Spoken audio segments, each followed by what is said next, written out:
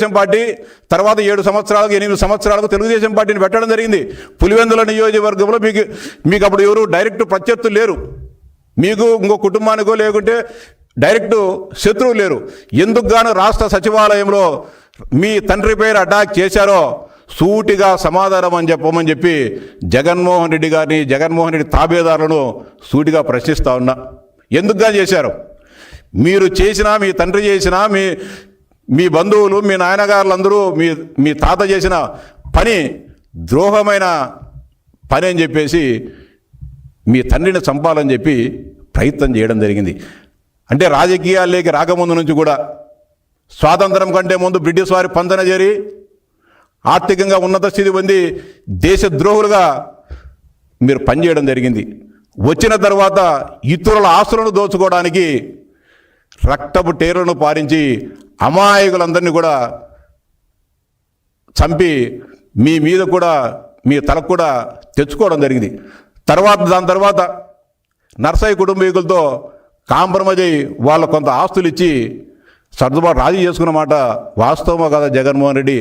అడుగు, మీరు అప్పుడు పుట్టినారో లేదో నాకు తెలియదు. ఇంత పెట్టుకొని మేము చాలా మంచోళ్ళం, మా నాయన చాలా మంచోడు, మా సినాయనంగా మంచోడు, మా తాతంగా మంచోడని కళ్ళబొల్లు కబుర్లు చెప్పి రాష్ట్ర ప్రజలను ఏమార్చవద్దని చెప్పి చెప్తా ఉన్నా.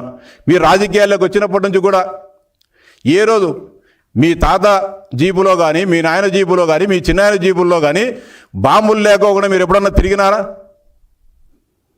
బ్యాగులు బాంబులు పెట్టుకొని ఏ ఊరికి పోవాలన్నా కూడా బ్యాగుల్లో బాంబులు పెట్టుకొని పోయిన విషయం వాస్తవం కాదా అని చెప్పి సూటిగా ప్రశ్నిస్తూ ఉన్నా. మీరు చేయని అరాచకాలు, దౌర్జన్యాలు అన్ని గత 4-5 రోజులుగా అన్ని సంఘటనలు కూడా చెప్పడం జరిగింది. ఇంకా రాజశేఖర రెడ్డి గారు ముఖ్యమంత్రి అయిన తర్వాత మున్సిపల్ ఎన్నికలు వచ్చినాయి. మున్సిపల్ ఎన్నికల సందర్భంగా పులివెందుల మున్సిపాలిటీలో ఉన్న 26 వార్డులకు ఒక్క వార్డు కూడా ఏకగ్రీవం కాకోకుండా తెలుగుదేశం పార్టీ తరఫున మేమంతా పోటీ చేయడం జరిగింది. ఆ సందర్భంగా జరిగిన ఎన్నికల ప్రచారానికి గాను అప్పటి ప్రతిపక్ష నాయకుడు, మా నాయకుడు చంద్రబాబు నాయుడు గారు పులివెందుల పట్టణంలో బహిరంగ సభ పెడితే వేలాది మంది ఆ మీటింగ్కి రావడం జరిగింది.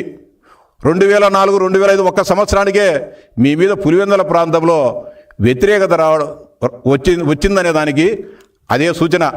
ఆ రోజు నుంచి ఏదో విధంగా తెలుగుదేశం పార్టీకి ఇక్కడ కొన్ని వార్డులు గెలిచే, కొంతమంది కౌన్సిలర్లు గెలిచే అవకాశం ఉందని చెప్పి మా మీద కుట్రలు పన్ని హింసించిన విషయం వాస్తవం కదా?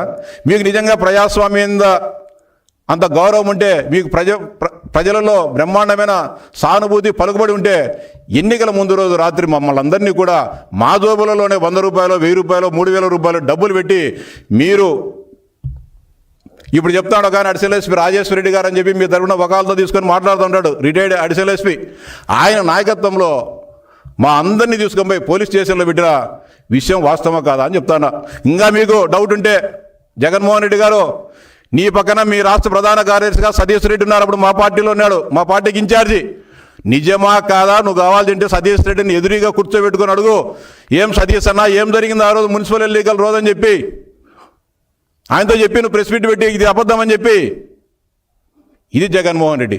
తర్వాత నెల రోజుల్లోపే సహకార సంఘంగా ఎన్నికలు వస్తే ఆ రోజు కూడా మేము బలంగా ఉన్న చోట పోటీ చేయాలనే ఉత్సాహం ఉన్న మా కార్యకర్తలు, మా నాయకులు పోటీ చేయడం జరిగింది. వేల్పుల సహకార సంఘానికి మేము పోటీ చేస్తే నామినేషన్లు ఏనిపోతే మున్సిపల్ ఎలక్షన్స్లో ఏకగ్రీవం కాకుండా చేశారు.